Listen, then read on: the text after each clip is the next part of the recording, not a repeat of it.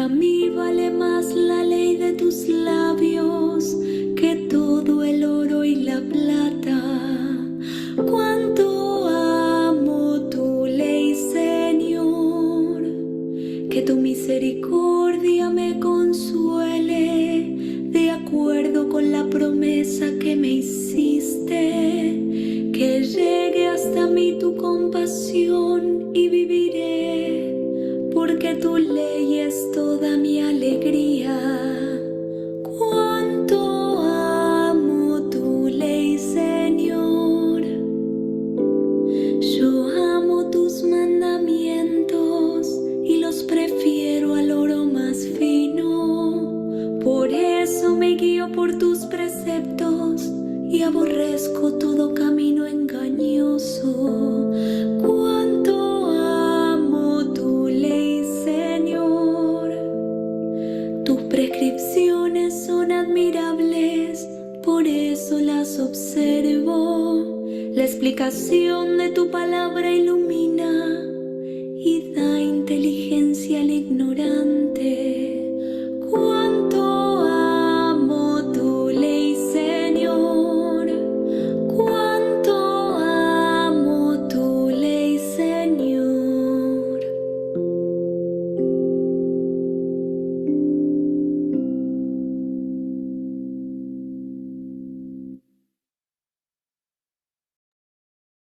Hola, buenas noches. Qué placer el volvernos a encontrar en nuestro espacio virtual de nuestras clases de Biblia. Hoy lunes 10 de junio del año 2024, continuando con nuestro estudio sobre Pablo, apóstol de Cristo. Y pues, sin más preámbulo, vamos a comenzar como debe de ser siempre y lo hacemos con mucho gusto, unidos todos en espíritu y de corazón, decir en el nombre del Padre, del Hijo y del Espíritu Santo. Amén. Padre nuestro que estás en el cielo, santificado sea tu nombre. Venga a nosotros tu reino. Hágase tu voluntad en la tierra como en el cielo. Danos hoy nuestro pan de cada día. Perdona nuestras ofensas, como nosotros también perdonamos a los que nos ofenden. No nos dejes caer en la tentación y líbranos del mal. Amén. Gloria al Padre, al Hijo y al Espíritu Santo, como era en el principio, ahora y siempre, por los siglos de los siglos. Amén. Y como siempre invocamos al Espíritu Santo y decimos: oh Espíritu Santo, don de Dios y fuerza de lo alto, fuente de agua brotante de vida eterna, desciende y mora en nuestros corazones. Haznos verdaderos adoradores del Padre, condúcenos a la plenitud de la verdad y transfórmanos en testigos de Jesús para llevar su nombre hasta los confines de la tierra. Amén. Muy bien, pues como siempre invocamos a Jesús de Nazaret y al poderoso Espíritu Santo, y les rogamos que tengan la misericordia de acompañarnos esta noche, como todas las clases lo hacen, para que se nos abra el entendimiento, nuestro corazón rebose de alegría de escuchar su palabra, la hagamos vida diaria y, si Dios lo permite, tengamos oportunidad de llevar su palabra hasta los confines de la tierra.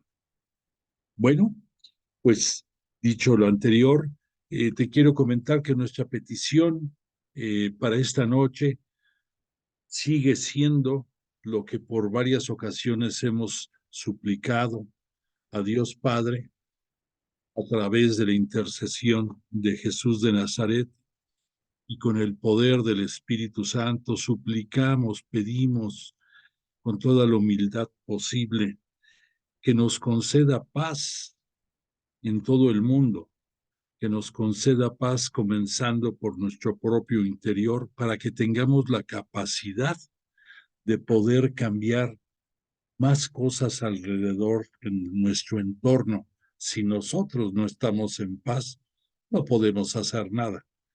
Y recordemos, es prudente que, como el Papa Francisco nos sugiere, nuestras manos no van a poder hacer nada mientras nuestras rodillas no se doblen. Es entendible. O sea, tenemos que ser humildes, tenemos que tener claridad de que sin el poder y la misericordia de Dios no podemos hacer nada.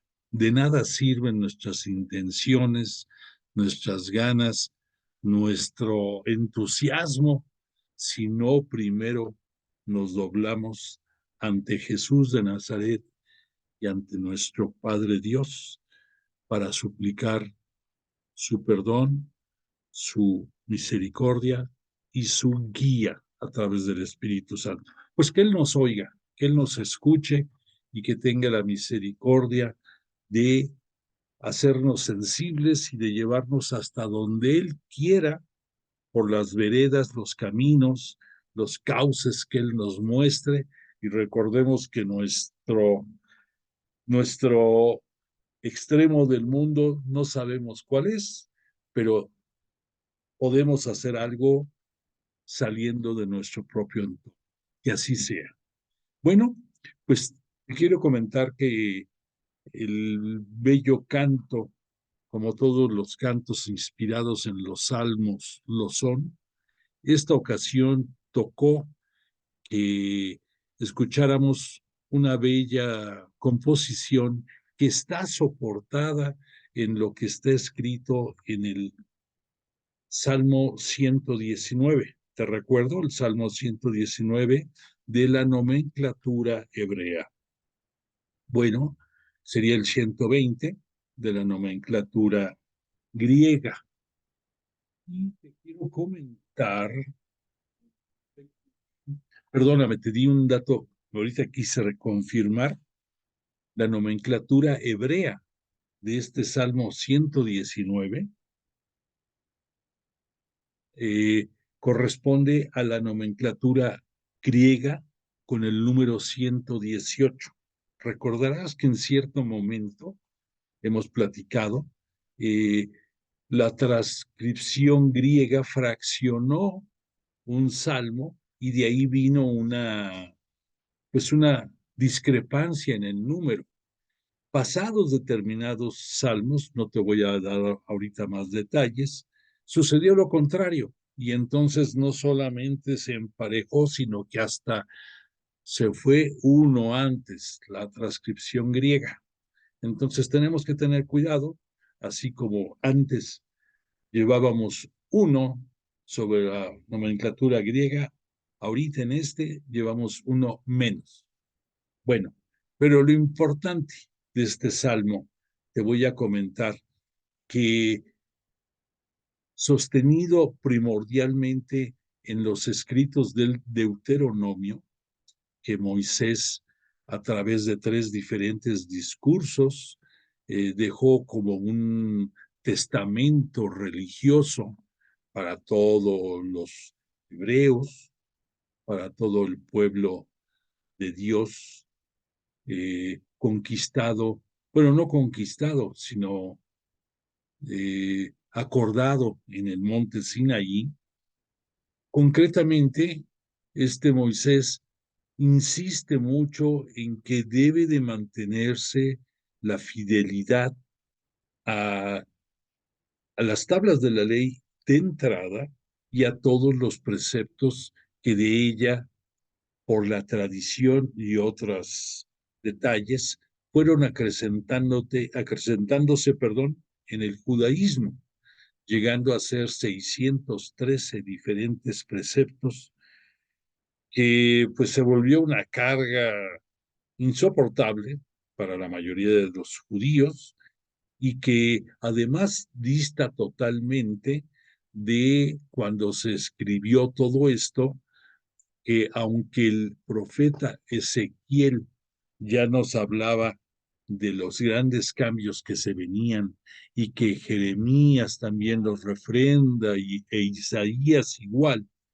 y nos dan el consuelo de que vendrán tiempos en que se cambiará nuestro corazón de piedra por uno de carne, pues eso se dio, afortunadamente, por la misericordia de Dios Padre y por la obra eh, cristológica de Jesús. Pero tenemos que reconocer que cuando fue escrito esto, pues pensemos, si estamos hablando de Moisés, pues estamos hablando más o menos como de el año 1200 antes de que viniera Jesús a este mundo. Por lo tanto, los judíos no tenían la menor idea de esto. Y todo este rollo que te estoy comentando es porque este salmo es impresionante. Es impresionante por varias razones. En primer lugar, es el salmo más extenso de todos los salmos que hay en el Salterio. Concretamente, es un salmo que se le llama alefático o alfabético. En la, en la escritura hebrea hay 22 signos con los cuales pues se manejan, es su abecedario, para que nos entendamos mejor. Bueno, pues entonces, de cada uno de los 22 integrantes de su abecedario, de cada uno hay 8 versos. Y estos 8 versos son de 2 renglones todos.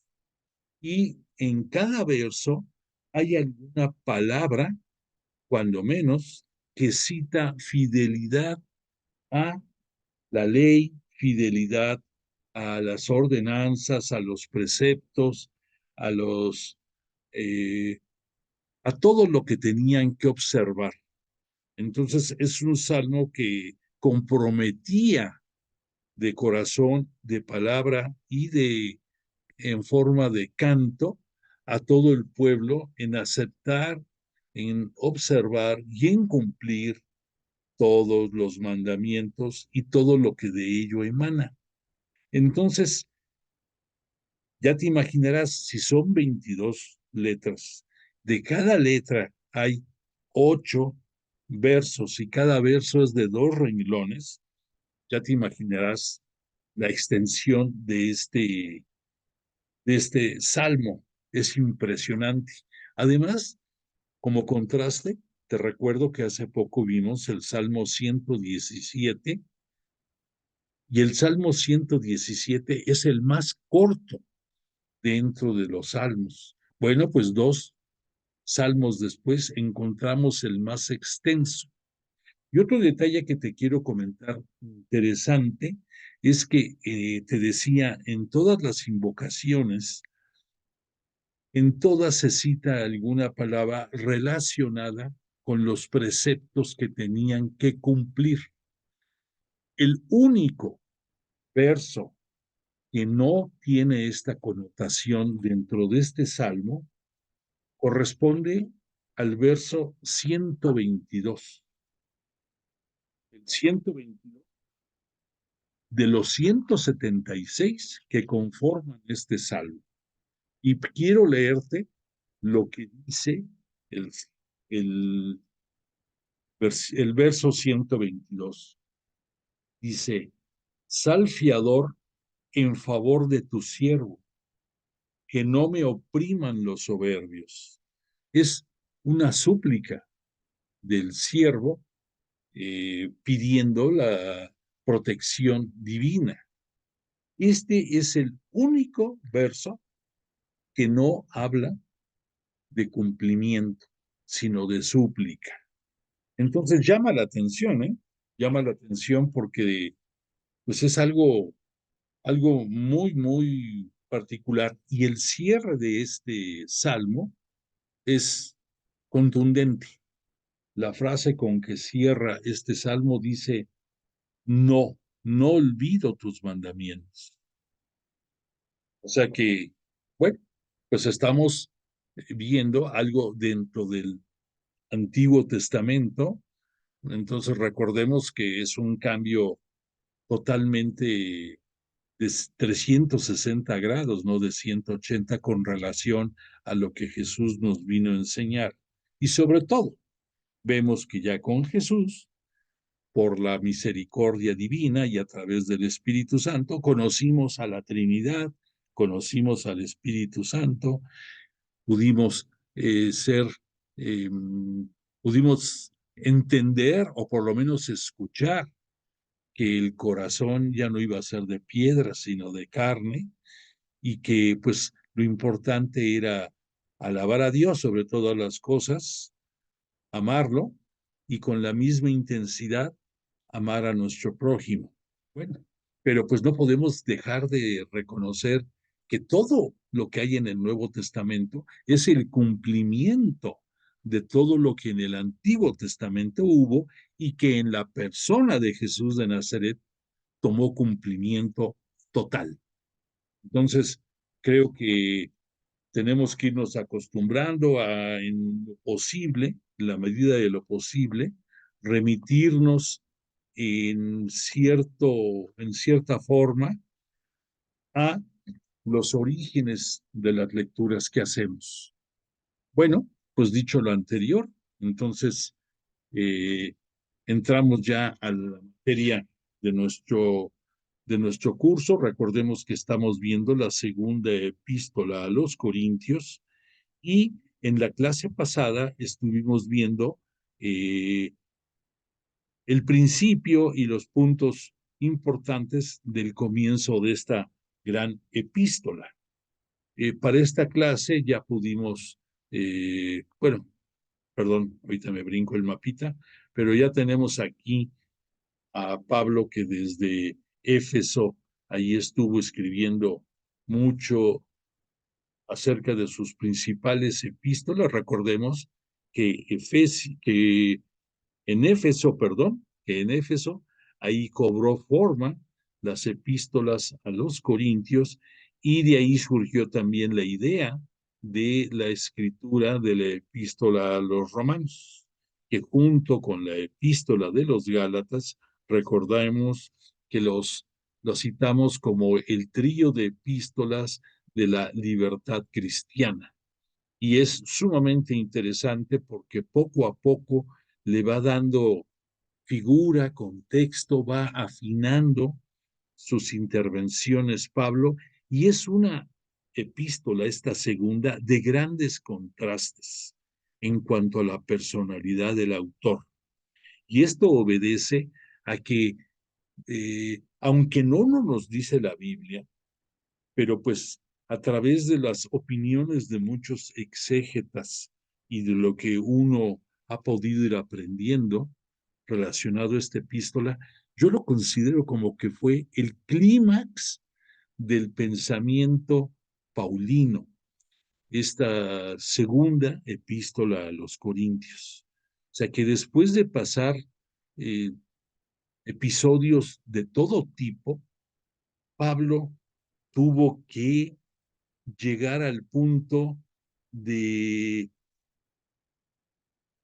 de analizar y de poner con humildad los conceptos en esta epístola. Recordemos que nos enfrentamos a un Pablo que su personalidad pues es, ¿por qué no decirlo?, altanera, probablemente lo podríamos calificar de soberbio, bastante docto, muy culto, con grandes habilidades en retórica, en que viene siendo la oratoria para nosotros, con un conocimiento muy vasto, no solamente de la formación rabínica tradicional que les daban a los fariseos, sino que además de eso, él tuvo oportunidad también de tener contacto y estudios con los grandes pensadores de la época, con los estudiosos de Platón, de Filón y de otros más que en la península griega, pues obvio, eh, tenían la cuna de su pensamiento. Bueno, pues todo esto, más aparte los acontecimientos que se le fueron presentando en su camino dentro de su misión evangelizadora, tuvieron que templar a Pablo, tuvieron en muchos momentos que hacer que aceptara con rabia, con lágrimas, con coraje, pero que aceptara muchas realidades. Y eso en él pronunció un cambio. Entonces, desde el punto de vista catequético, pudiéramos decir, desde el año 33, en que comienza los episodios con Pablo, cuando rumbo a Damasco tuvo la visión que le cambió la vida diametralmente, en donde Cristo, Señor nuestro, después de reclamarle por qué le persigue, eh, hace el cambio total en Pablo y le convierte de perseguidor en eh, un apóstol convencido. Y ese convencimiento le vino desde ese momento mismo, de cuando fue este episodio cercano a Damasco, en esos años. Entonces es muy fácil de que entendamos.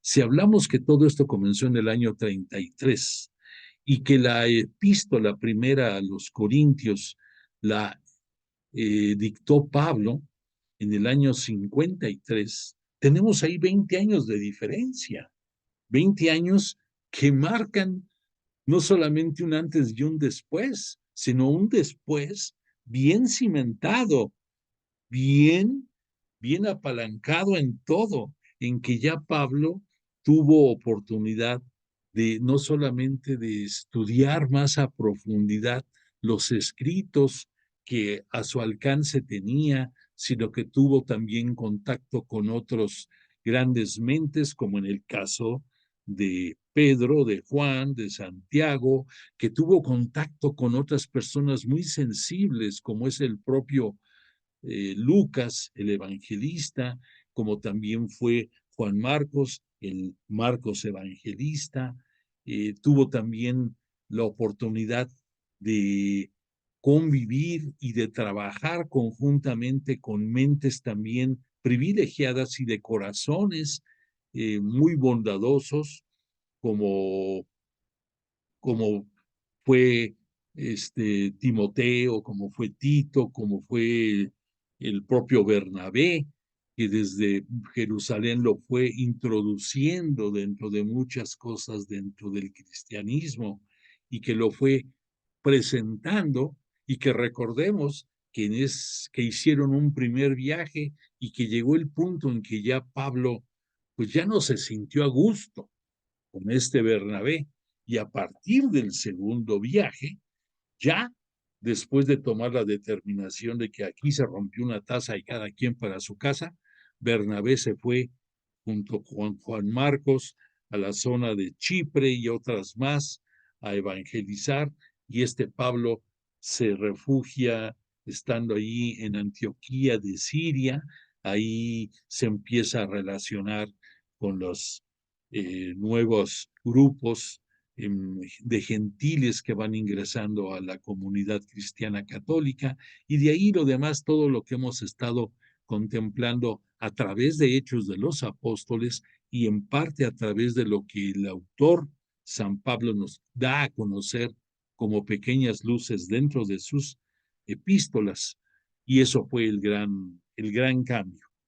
Por lo tanto, este Pablo, con la autoridad ya que el conocimiento y sobre todo la asesoría y la conducción del Espíritu Santo y las visiones que en muchos momentos tuvo de Jesús de Nazaret, del Cristo, y sabedor de que Dios Padre lo conducía en su obra, pues ya maduró, y esos desplantes que vemos en algunos bastantes momentos en Pablo, en toda la trayectoria hasta durante estos 20 años, pues aquí después de sufrir golpes severos, después de sufrir escarnio en su cuerpo a través de acciones de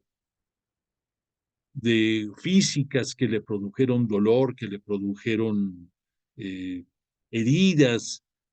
Esto, aunados a las heridas morales que fue él acumulando con el tiempo, permitió que en esta segunda epístola a los Corintios, él ya tiene una mentalidad muy madura, pero a esto va a haber que agregar cambios en la personalidad de Pablo que no conocíamos.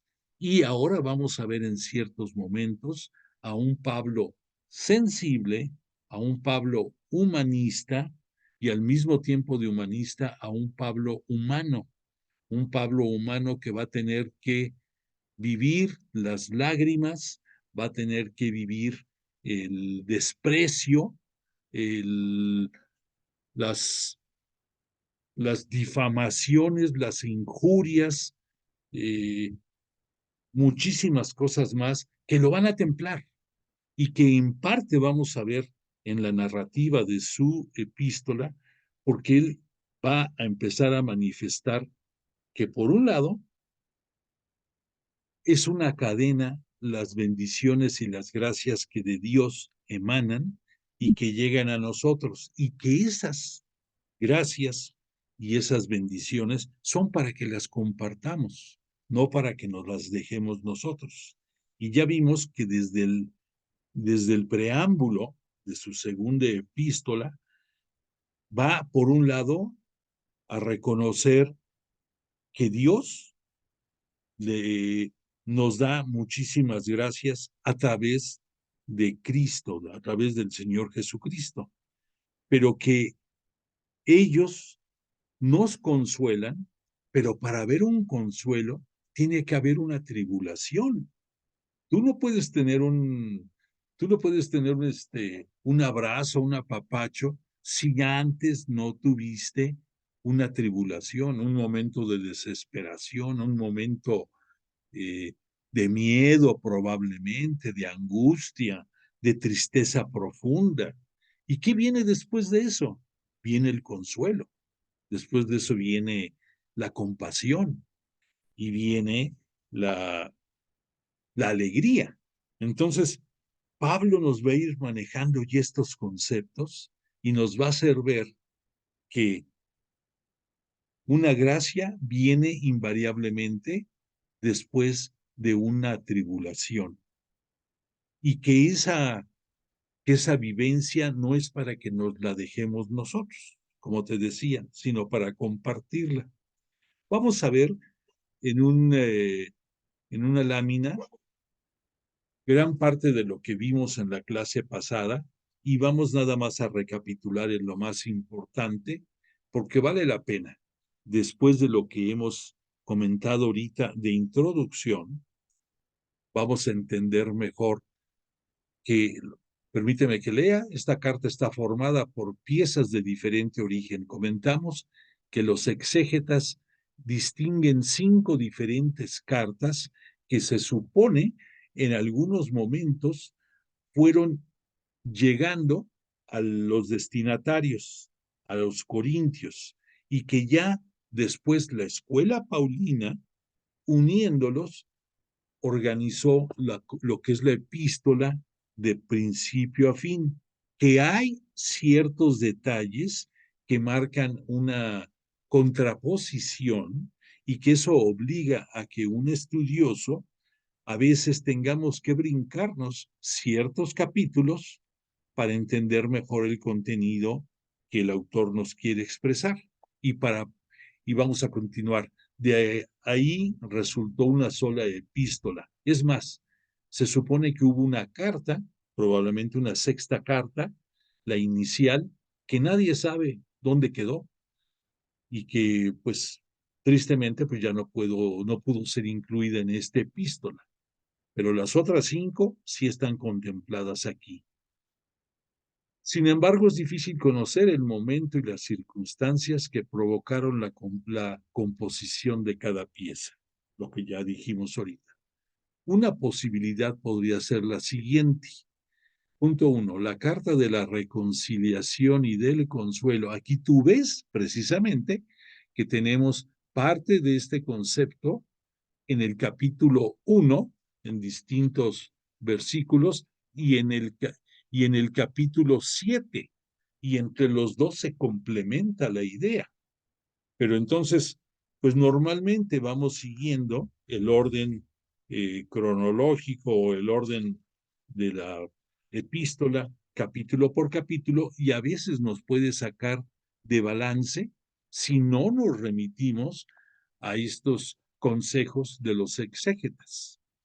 Luego, por otra parte, sobre este punto, recordemos que aquí Pablo se está basando mucho en los escritos de Isaías, del segundo Isaías concretamente, que es el profeta del consuelo, y también se está basando mucho en los escritos también de este Ezequiel.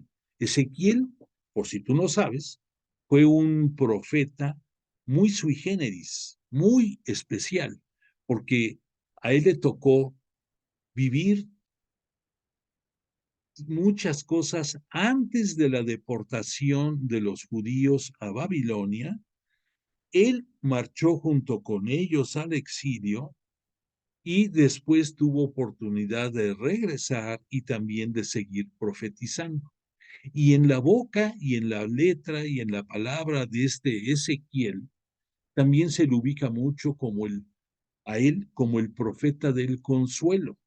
Porque fíjate qué curioso de lo que hemos estado hablando ahorita de las tribulaciones. Este Ezequiel en ciertos momentos fue repudiado y odiado por su propia gente porque lo veían. Primero estuvo vaticinando por muchos años que el pueblo se estaba apartando de Dios y que eso le iba a traer consecuencias. Por otra parte, cuando ya se da el exilio, pues aunque él está allí, muchos le echan en cara que por sus vaticinios están viviendo la tristeza de estar alejados de su suelo, de su templo, de sus libros y sus costumbres. Pero después este Ezequiel va a tener muchas visiones, entre otras hay una que, si algún día estudiamos a Ezequiel, hay una muy especial que se le llama el episodio huesos, de los huesos, ya no recuerdo la otra palabra, pero de los huesos dispersos, en que el Espíritu Santo le permite ver muchísimos huesos de humanos desperdigados por una gran área y después viene la invitación a que pueda ir uniéndolos y a que en un momento dado, después de que logra esto, vea que el corazón que van a tener esos huesos, esos nuevos cuerpos que se están conjuntando, van a ser de carne, ya no va a ser el corazón de piedra. Entonces, desde ahí, este Ezequiel empieza a hablar mucho de que ya pasó el pago que tuvo que hacer el pueblo, más o menos por esos 40 años o un poco más, casi 50, que pasaron exiliados en Babilonia, y que por la misericordia divina, Yahvé Dios los va a retornar a Jerusalén. Sabemos que no todos regresaron, que algunos por la diáspora que esto ocasionó decidieron quedarse, algunos por la zona de Babilonia, otros se fueron por Asia, otros veto a saber por todas partes. Y en consecuencia de eso, en parte, ahora entiendes de dónde surgió la Biblia hebrea traducida al griego, esa famosa Biblia de los 70, que por el año 70 antes de Cristo, ya viendo toda la dispersión que se estaba dando, las autoridades religiosas judías pidieron se hiciera, que ya los que estaban en el exilio, pues ahora sí que ya ni pichan, ni cachan, ni dejan batear, ya ni hablaban hebreo, hablaban griego, pero pues los libros que se tenían acerca de su religión, de su ley, pues estaban en hebreo y no los entendían. En fin, de ahí en parte surgió toda esta reconciliación y consuelo. Y entonces, después Ezequiel va a vivir los tiempos post-exílicos.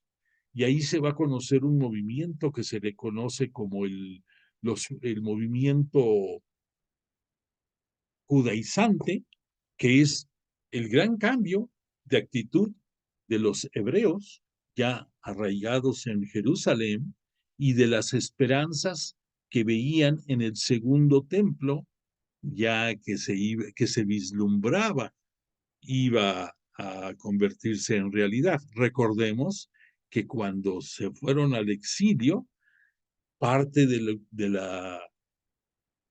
las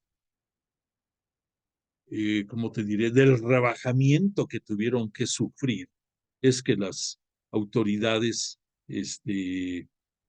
pues las autoridades paganas, no solamente destruyeron el templo, sino que incrustaron en él a sus deidades idólatras y, y pues permitieron que hubiera culto a los ídolos. En fin, fue el acabose eso.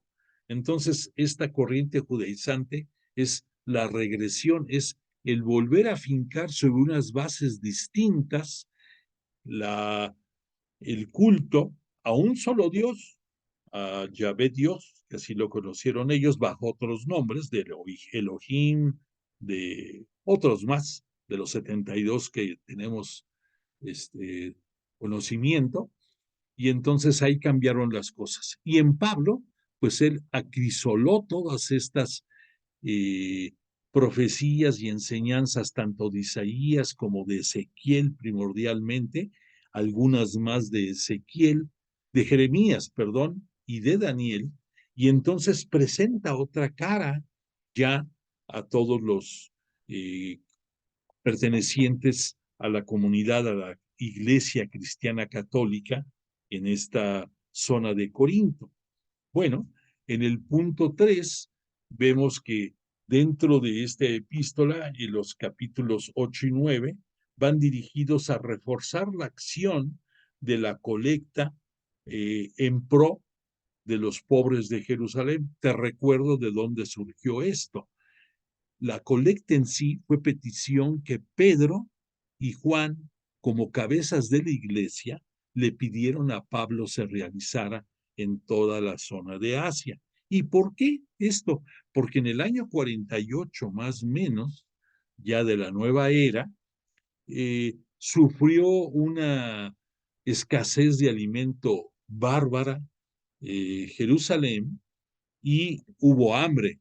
Y si a esto le agregas que además, de acuerdo a sus tradiciones judías, era año ese 48 que correspondía darle descanso a la tierra, pues entonces sus almacenes, sus graneros estaban casi vacíos. Por otra parte, había que dejar que la tierra reposara y que la tierra se retroalimentara para poder seguir dando alimento.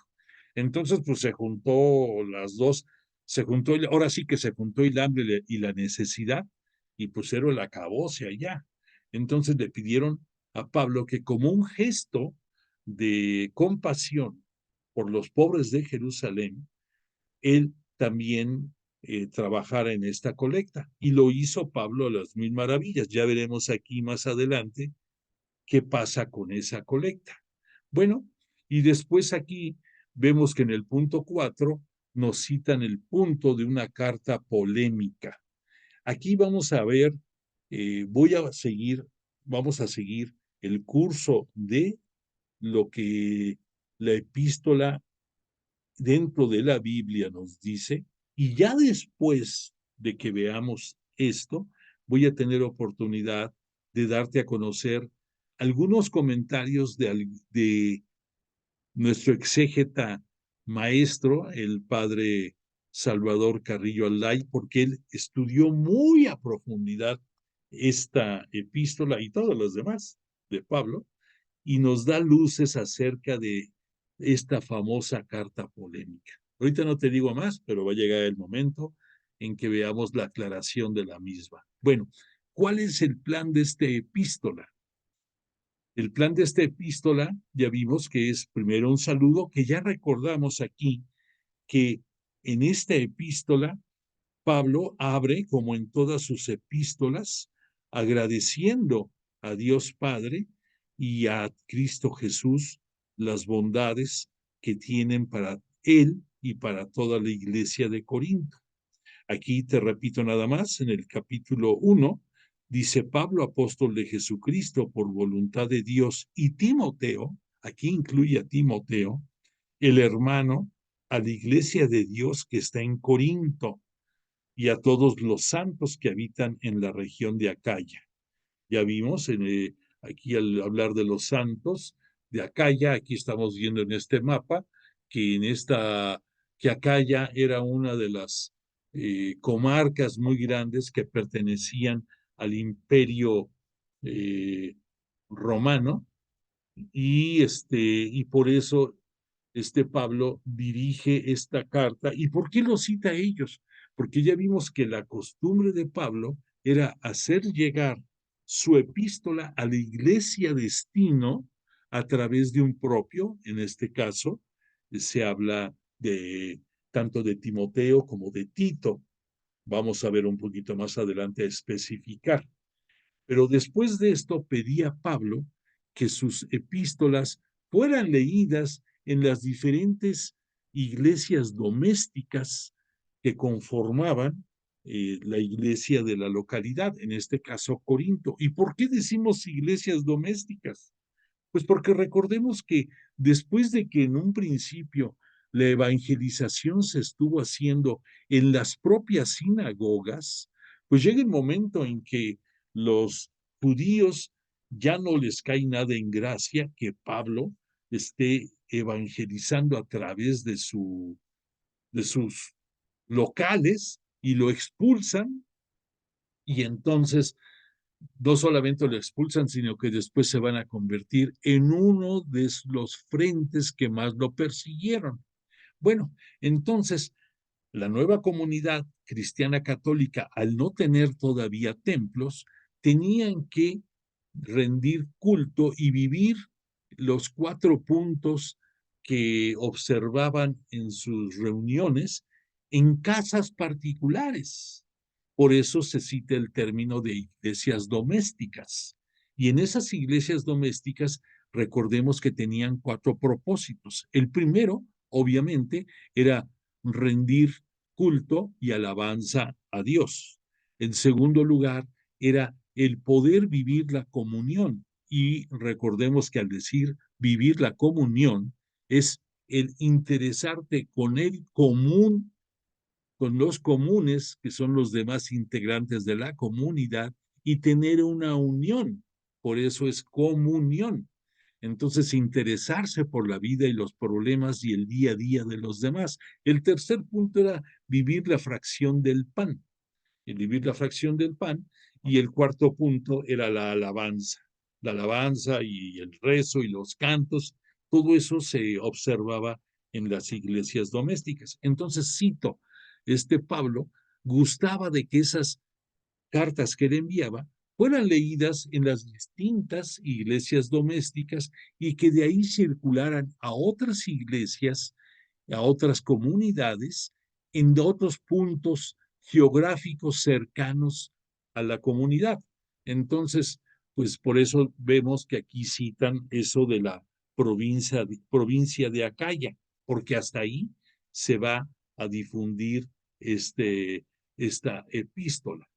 Y te comenté, y nada más lo vuelvo a citar, que es curioso que que en la única epístola en el cual Pablo no invita, que no da gracias abiertamente por las bendiciones de Dios y de Jesucristo en beneficio de la comunidad cristiana católica, es en la epístola a los Gálatas. Es en la única de sus 13 epístolas que, ¿por qué? No me preguntes, porque no tengo respuesta, pero no da ese mensaje de agradecimiento por los favores que a través de Dios y Jesucristo recibe la iglesia. Bueno, después vimos que después del preámbulo se cita ciertos incidentes anteriores. Y ahí vimos aquí que este Pablo defiende su conducta consecuencia de estos incidentes anteriores. Aquí en el mismo capítulo primero, Pablo dice que él, él hace resaltar que tanto Dios como Jesús el Cristo, no son hombres de sí o no, y que Él se considera también de ese mismo talante, que no es que Él ponga en duda sus pensamientos, sus ofrecimientos y sus planes, y que Él eh, se considera congruente en ese aspecto y que por lo tanto Él les ha manifestado su intención de estar con ellos. Sin embargo, aquí tuvo que cambiar su plan de viaje, este Pablo. Aquí lo vemos en el punto número 1. Y repito, aquí en el punto número, bueno, en el renglón siguiente de esta modificación, Pablo habla con sinceridad del porqué de esto. Y aquí no nos da este Pablo muchos detalles, pero nos cita que hubo incidentes dentro de la comunidad que a él le causaron mucho dolor y que él mandó una carta en, en respuesta a estos incidentes ahí a la comunidad. Y esta carta se supone, no nos los dice aquí, pero me adelanto un poco.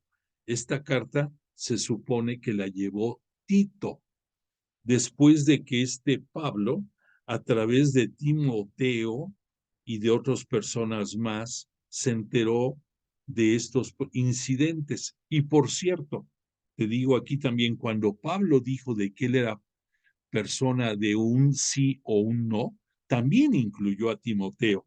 ¿Y por qué a Timoteo tanto apoyo? Pues porque Timoteo se quedó al frente de la conducción de la Iglesia Cristiana Católica ahí en la zona de Corinto. Entonces, pues sobre de él había mucha responsabilidad.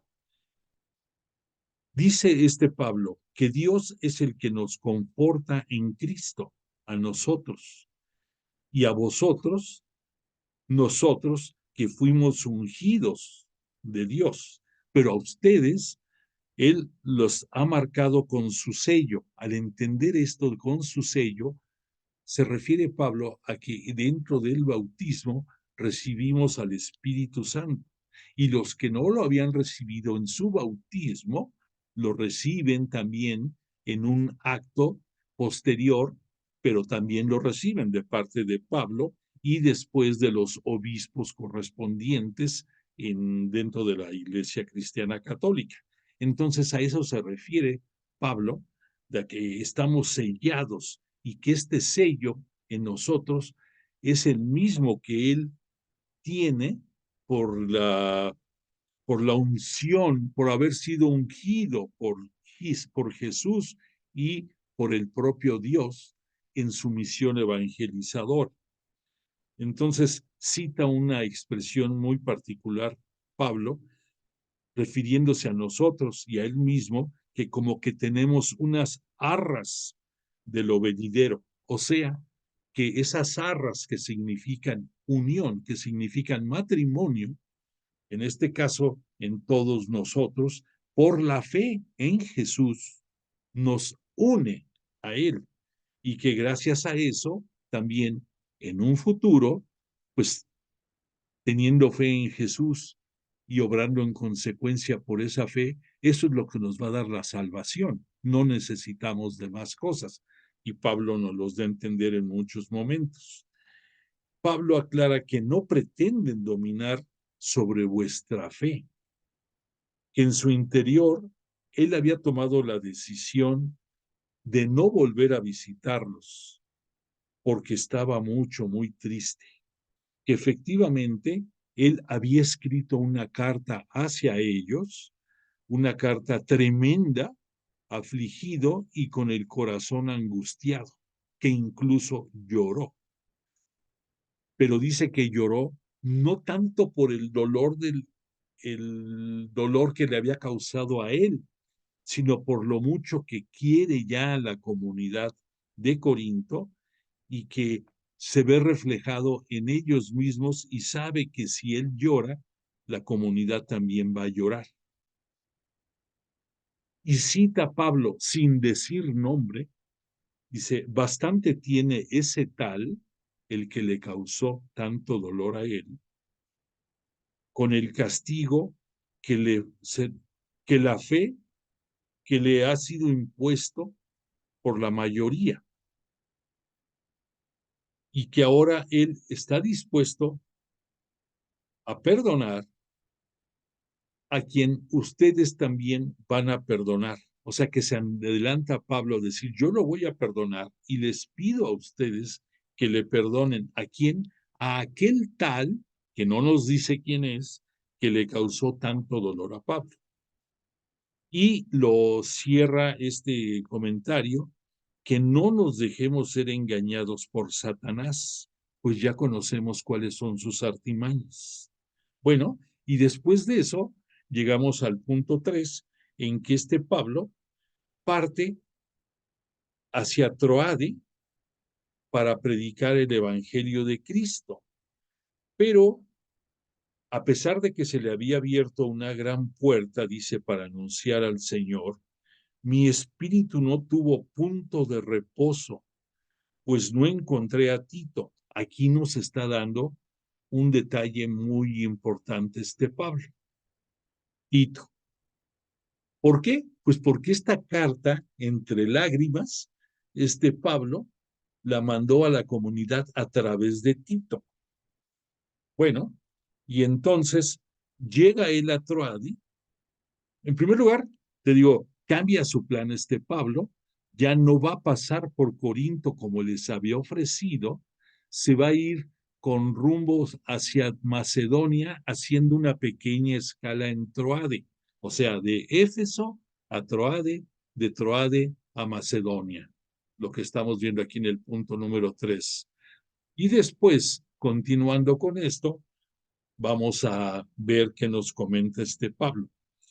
En primer lugar, agradece a Dios que siempre asocia su vida al triunfo gracias a Cristo y por todas partes le permite a través de ustedes, de los corintios, llegar a más personas. Y lo cita este Pablo con un término muy sui generis que dice, el olor de su conocimiento de Cristo, pues nosotros somos para Dios el buen olor de Cristo, que se expande entre los que se salvan y entre los que se pierden.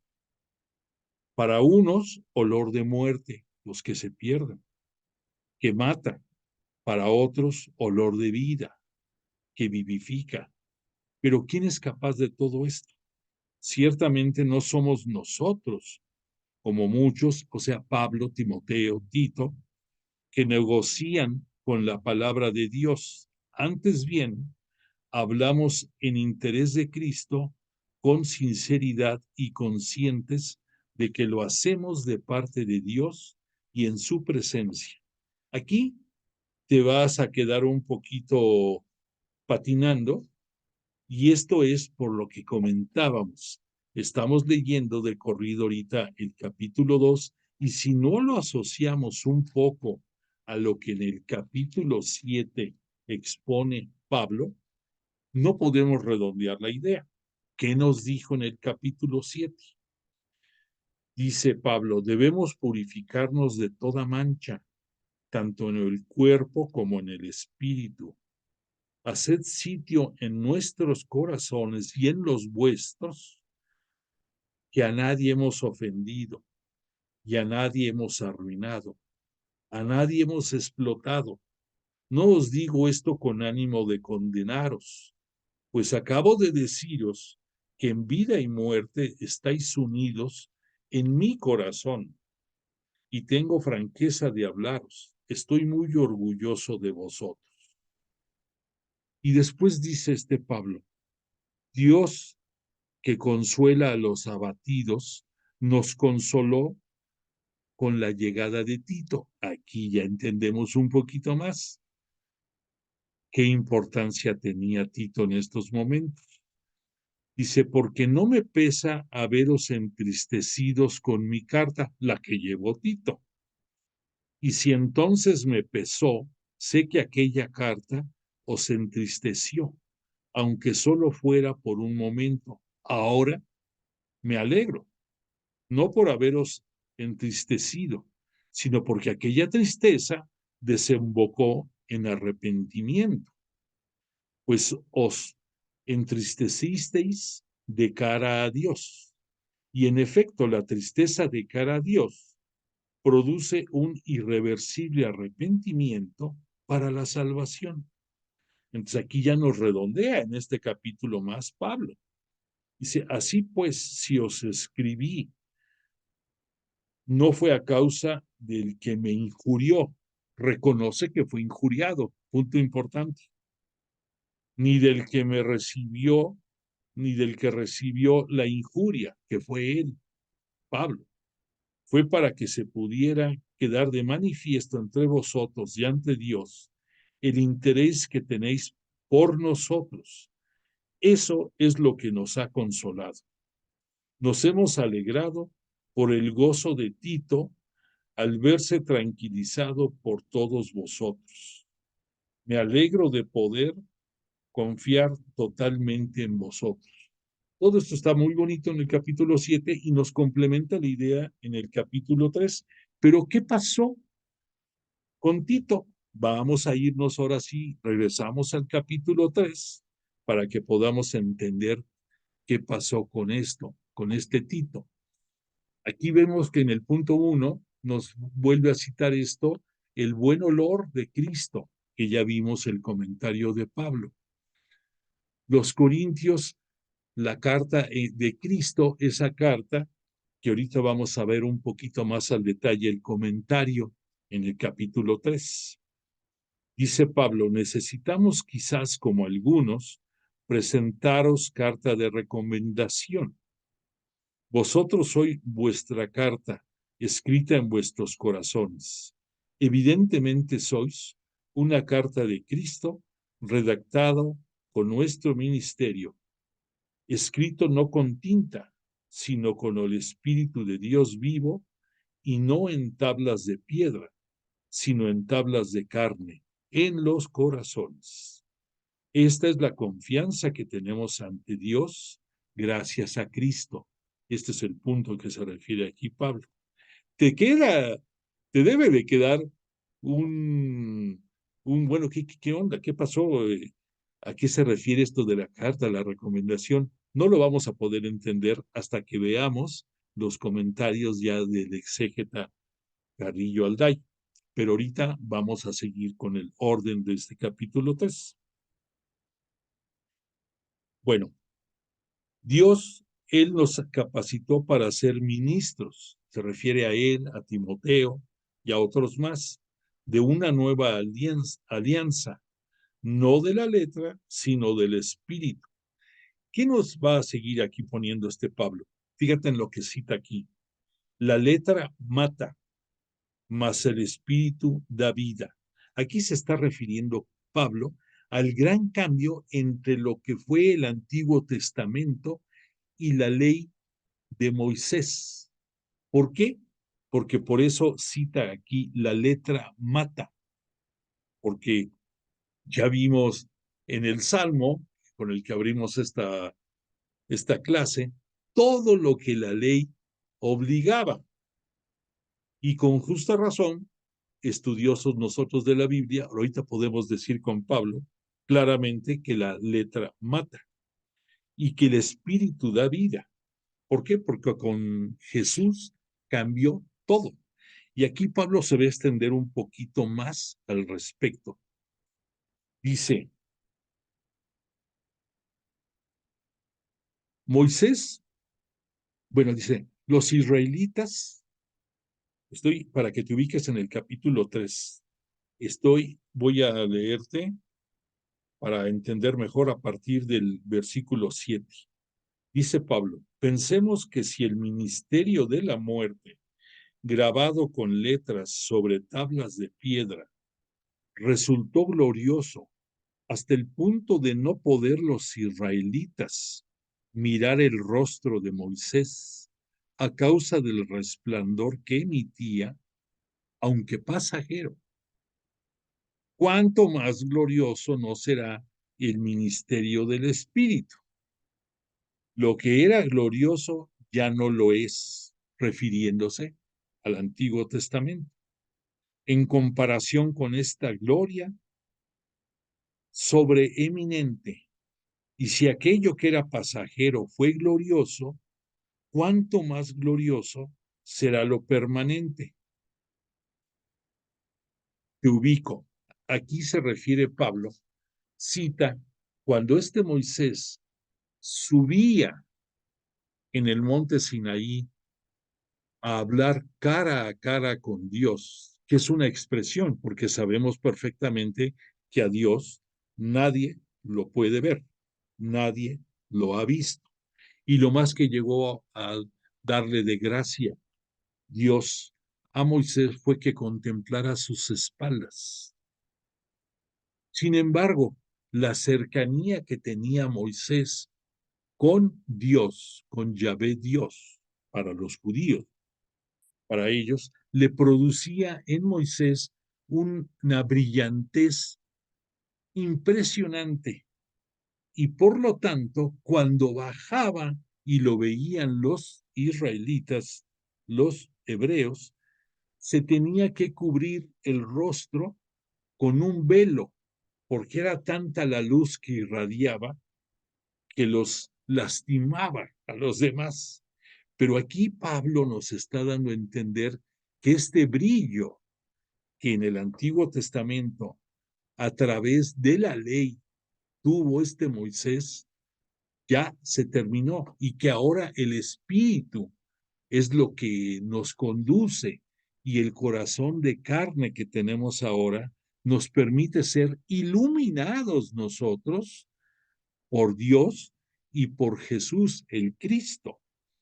Y entonces esto es más glorioso porque esto es algo permanente. Y como prueba de esto, recordarás que en el episodio de la transfiguración, ¿qué sucedió?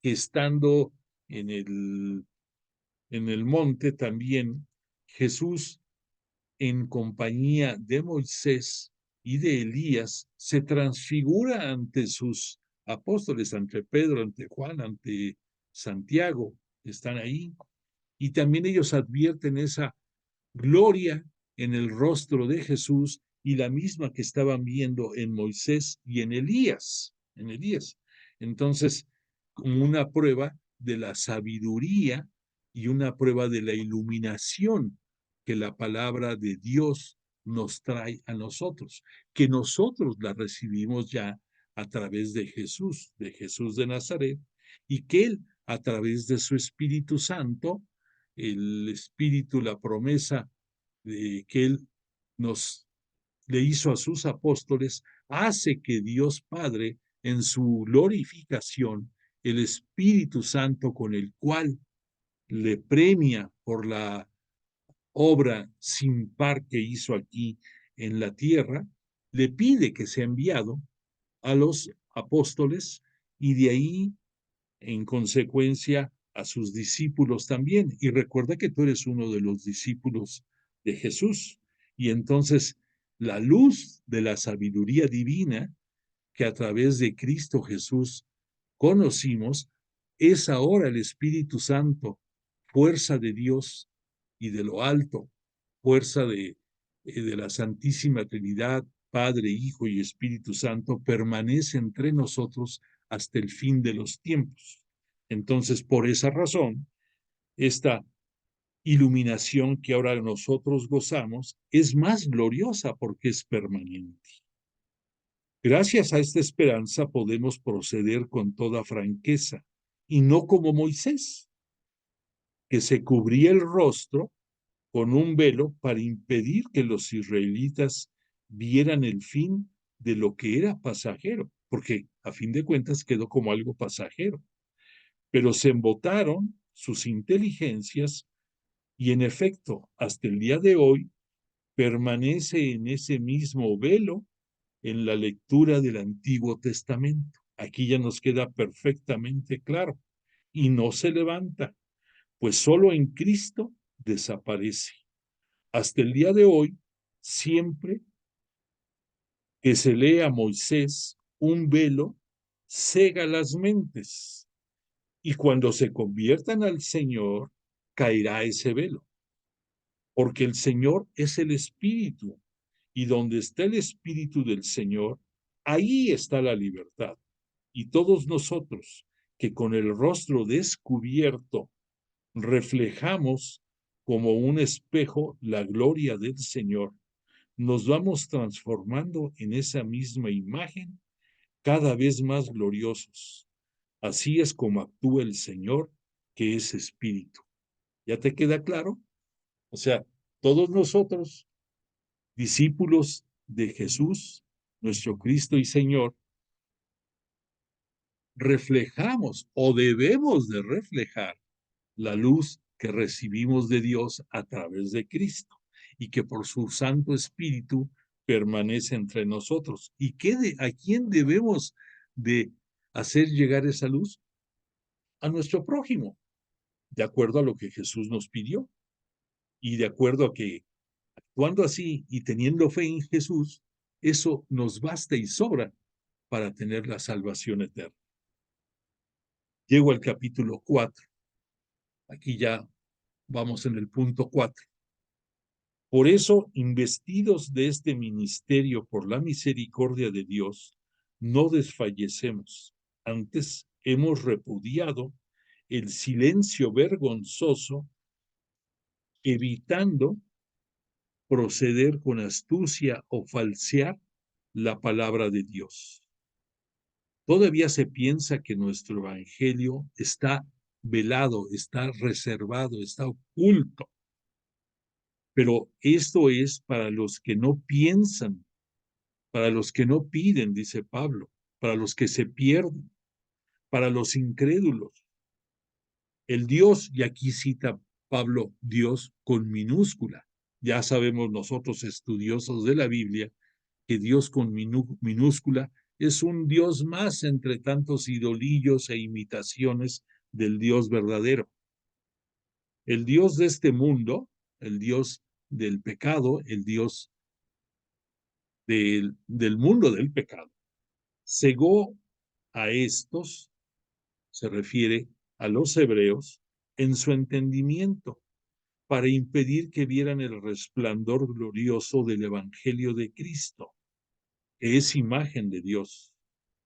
No nos predicamos a nosotros mismos, dice Pablo, sino a Cristo Jesús como Señor, y a nosotros como siervos vuestros, por Jesús. O sea, aquí reconoce Pablo que por la misericordia de Dios y a través de Cristo Jesús, él es un siervo al servicio de los corintios.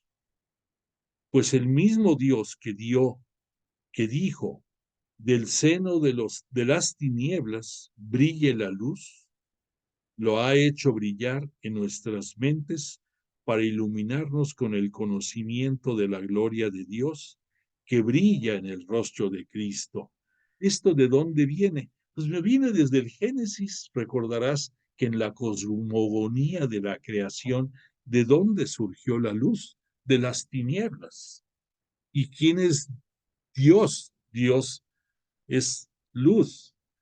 ¿Y quién es Cristo Jesús? Cristo Jesús es el reflejo del Padre, es la imagen del Padre y por lo tanto también Él es luz.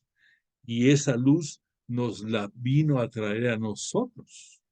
Bueno, entonces Pablo aquí nos citó, recordaremos, que este tesoro nosotros, recibido lo llevamos nosotros en recipientes de barro. Fuerza tan extraordinaria es de Dios y no de nosotros. Y esto es para que nos acordemos que el barro es un elemento más de la naturaleza, de donde venimos nosotros, del polvo, de la tierra. Y entonces que esta gracia no es nuestra, de nuestra creación, sino que la recibimos y la portamos en cántaros de barro. Llevamos siempre en nuestros cuerpos, por todas partes, la muerte de Jesús, a fin de que también la vida de Jesús se manifieste en nuestro cuerpo. La muerte por causa de Jesús, a fin de que también la vida de Jesús se manifieste en nuestra carne mortal. Aquí no deja de reconocer Pablo que somos mortales. Y dice Pablo, está escrito, creí, por eso hablé. Pues bien, conforme a ese espíritu de fe, sabiendo que quien resucitó al Señor Jesús, también nos resucitará con Jesús y nos presentará ante Él junto con vosotros. ¿Quiénes son vosotros? Los corintios. Y todo esto ha redundado en vuestro provecho, a fin de que cuantos más reciban la gracia, mayor sea nuestro agradecimiento para gloria de Dios. ¿Y cómo vamos a mostrar nuestro agradecimiento? Pues compartiendo esa gloria y haciendo partícipe a nuestro prójimo de ella. Continúo. Más adelante Pablo dice, ponemos nuestros ojos en las cosas visibles. Perdón, vuelvo a leer. No ponemos nuestros ojos en las cosas visibles, sino en las invisibles. Ya dentro del capítulo 5, mira ya estos puntos 4 y 5 y este punto sexto lo estamos cerrando ahorita con estos comentarios y vamos a entrar al capítulo 5 de nuestra revisión.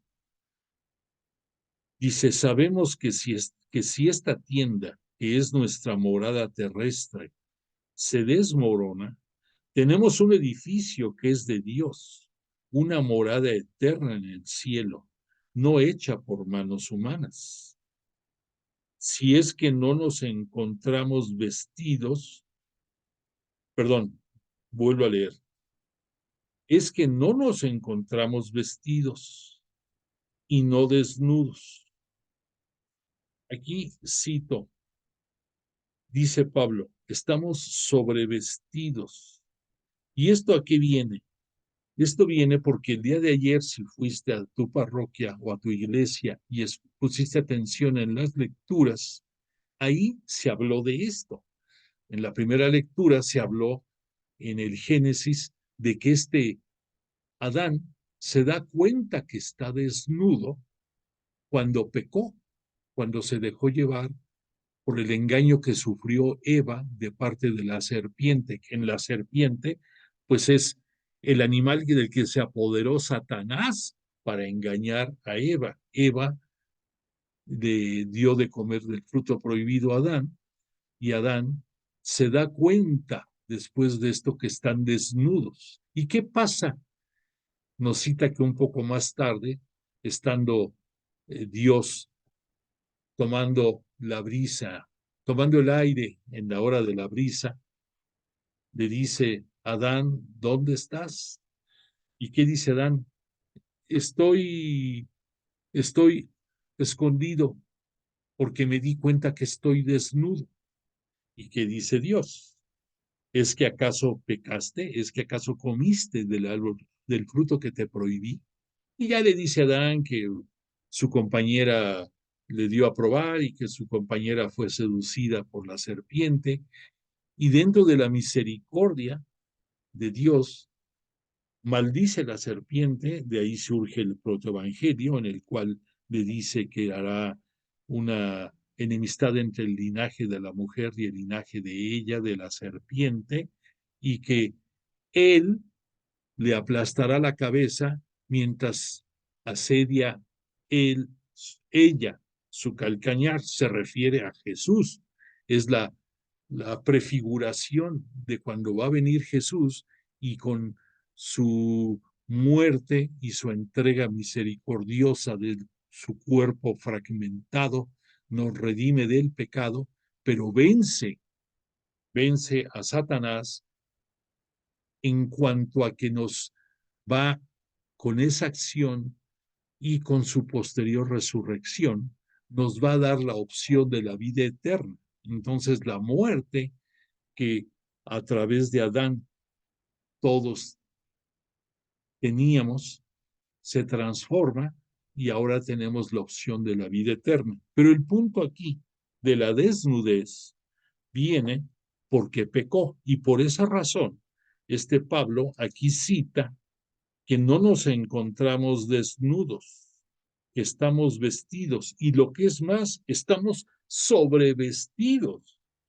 para que lo mortal sea absorbido por la vida y el que nos ha destinado a esto que es Dios, que nos ha dado las arras del Espíritu, que se casó con nosotros a través del Espíritu, mientras habitamos nuestro cuerpo, vivimos desterrados lejos del Señor, pero caminamos en fe y no en visión.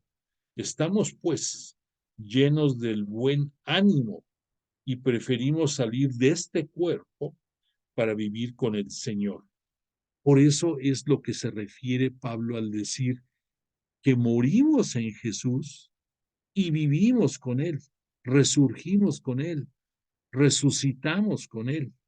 Por eso ya le das más conformación al escrito, a lo que dice Pablo.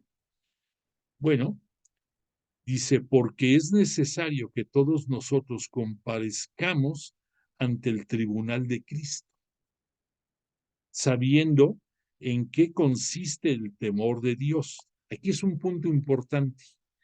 El temor de Dios significa no que le tengas miedo a Dios, sino que tengas temor de ofenderlo o de no darle el culto debido solamente a Él, a que utilices equivocadamente su majestad y su gloria, y el decir que temes caer en este pecado es lo que debemos de entender con esa expresión de tener temor de Dios. Repito, no que tengas temor de su voluntad, sino que tengas temor de tus acciones que lo ofendan. Bueno, andamos por aquí en el en el capítulo 5, andamos en el punto 7, en el ministerio de la ministerio de la reconciliación. Dice Pablo, sabiendo en qué consiste el temor de Dios, espero que lo estemos también en conciencia. Hemos perdido el juicio, pero lo hemos perdido por Dios. Recordemos que este Pablo nos cita que Jesús es la locura de Dios, pero no porque esté loco Dios, sino porque es incomprensible el amor tan grande que tiene por nosotros, que nos envió a su unigénito para ser salvados, para que nos muestre el camino al reino de Dios. Por eso, la expresión en Pablo de que Dios tiene locura. Y por eso aquí dice, si nosotros hemos perdido el juicio, ha sido por Dios. Y si somos sensatos, lo es por vosotros. O sea, que está loco por Dios también, Pablo, que está sin juicio por el amor que le tiene, pero con relación a los corintios, es sensato por el amor que les tiene a ellos, los corintios. Y que este Jesús que murió por todos, para que los que viven ya no vivan para sí, sino para aquel que murió y resucitó por ellos. Dice Pablo, lo digo porque el que está en Cristo es una nueva creación. Pasó lo viejo, todo es nuevo. y todo proviene de Dios, que nos reconcilió consigo por Cristo y nos confió el ministerio de la reconciliación. Gracias, efectivamente, al sacramento de la reconciliación, pues vivimos la misericordia de Cristo. Somos, pues, nosotros ante nuestro prójimo, embajadores de Cristo. Cristo, que no conoció pecado, se hizo pecado por nosotros, para que viniésemos a ser justicia de Dios en él.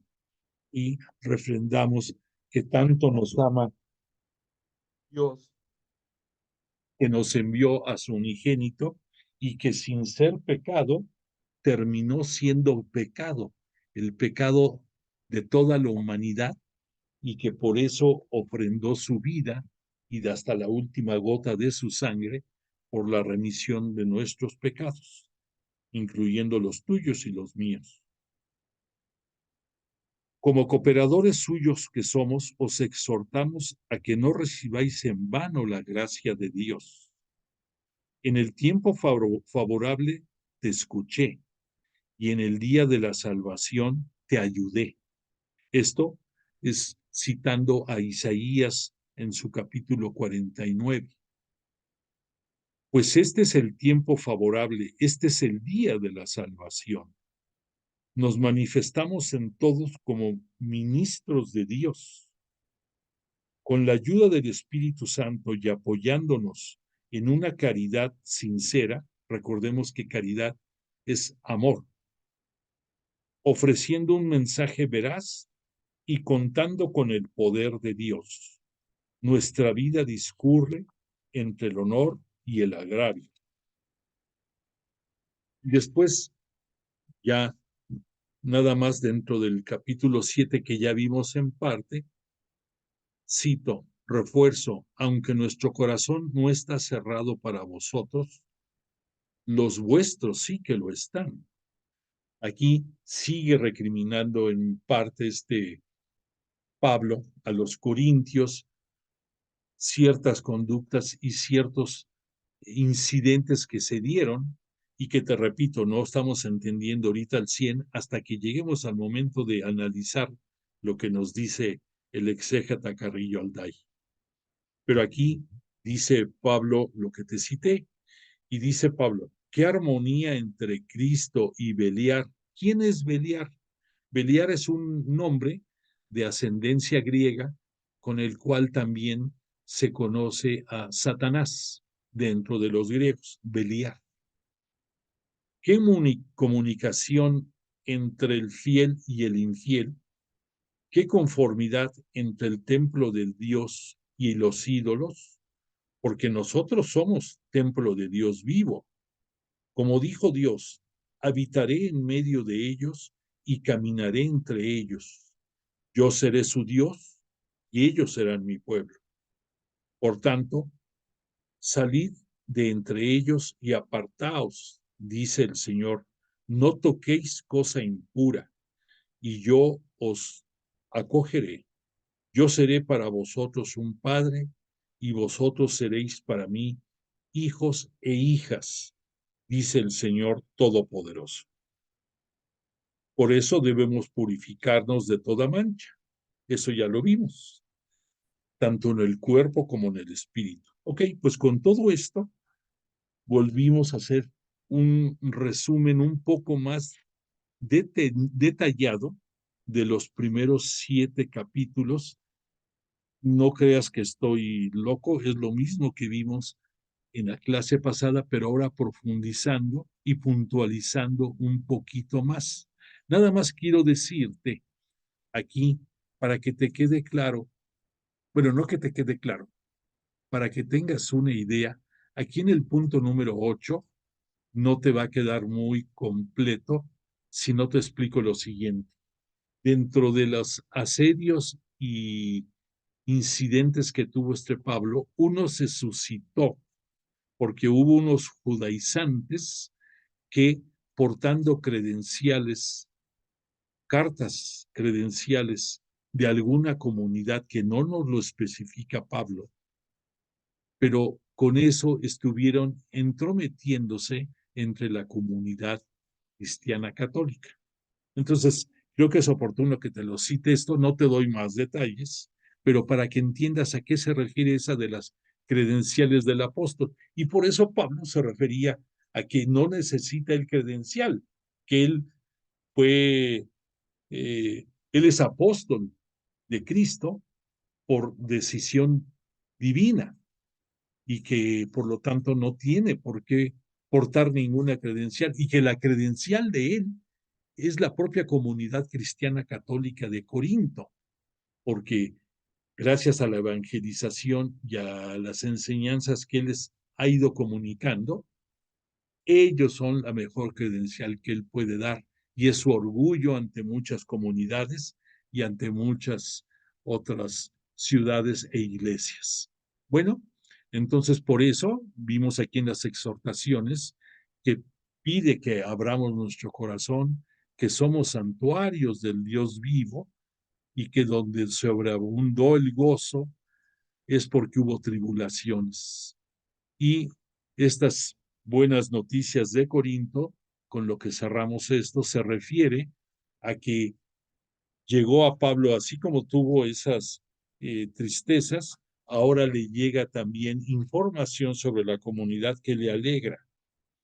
Y cierra Pablo diciendo, me alegro de poder confiar totalmente en vosotros. Bueno, pues con todo esto hicimos un refuerzo de lo que hemos visto y para nuestra próxima clase podemos continuar a partir del capítulo 8 en adelante. Yo espero que la próxima clase podamos casi, si no cerrar, casi cerrar esta epístola. Por hoy le agradecemos a Jesús de Nazaret y al Espíritu Santo nos hayan acompañado y a ti yo te agradezco tu compañía, tu interés y te invito a que tengas una semana plena en tu casa, con tu familia, a que tengas salud, a que tengas alegría y que si Dios lo permite el próximo lunes aquí nos veamos. No dudes, no dejes de mandar constancia de tu asistencia y pues te pongo la canción de cierre y agradezco tu compañía de nuevo. Que tengas buena noche.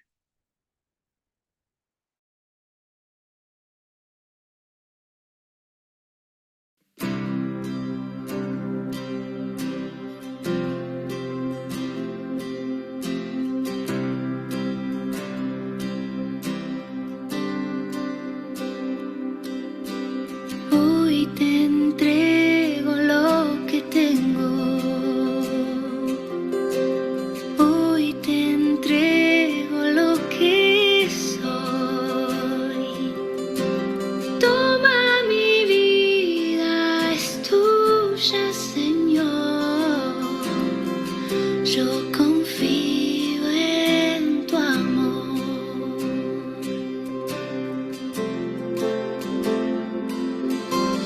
Quiero amar como tú amas, saber perderme en ti, ver tu rostro en cada corazón, salir de mí mismo, dando todo lo que soy. Y en la grandeza de lo simple te veré, descubriendo la belleza de tu amor. Y en silencio contemplaré